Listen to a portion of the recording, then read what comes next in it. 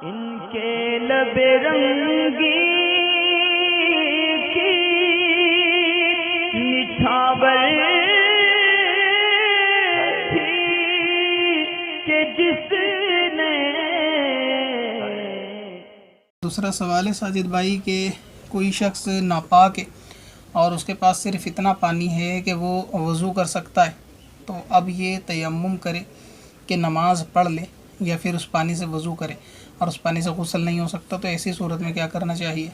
और आपने पूछा कि सिर्फ तयम्मुम करके नमाज़ पढ़ ले, तो वज़ू का और गुस्ल का दोनों का तयम्मुम, या फिर ऐसा करे कि बाद में या पहले वज़ू करने का तयम्मुम करना पड़ेगा। तो तयम्मुम के बयान पे ना मैंने गालिबन 4 वीडियो मुकम्मल बना रखी हैं। एक मरतबा वज़ू गुस्ल या तहारत की प्लेलिस्ट में जाके देखें या यूट्यूब पे सर्च करें सिकंदर वारसी अबाउट तयम्मुम या सिकंदर वारसी ऑन तयम्मुम या नाम के साथ डालेंगे तो इंशाल्लाह ताला मिल जाएगी। उसमें तयम्मुम के तमाम मसाइल को मैंने जो है ना वो बाहर शरीयत से बयान किया है। तो ये जो सूरत हाल है कि अगर किसी शख्स के पास पानी सिर्फ वज़ू के लायक है, इतना है कि उसे वज़ू ही होगा और ये शख्स नापाक भी है, तो इसको चाहिए कि इसको यानी पानी से वज़ू कर ले और फिर तयम्मुम करे और तयम्मुम करने के बाद नमाज़ पढ़ ले।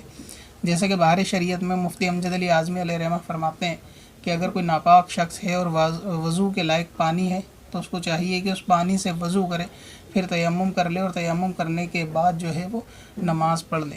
और वज़ू और गुस्ल का तयम्मुम एक ही है, यानी एक ही है और इसी के अंदर नियतें भी एक ही हैं, तो उसमें गुस्ल की नियत भी कर सकता है। तो इसमें ये भी ज़रूरी नहीं कि नापाकी के लिए अलग से तयम्मुम होगा, वज़ू के लिए अलग से होगा, बल्कि एक ही में दोनों के तयम्मुम अदा हो जाएंगे। लेकिन क्योंकि वज़ू का पानी है तो इसलिए पहले उससे वज़ू किया जा सकता है, फिर तयम्मुम करने के बाद में नमाज़ पढ़ी जा सकती है।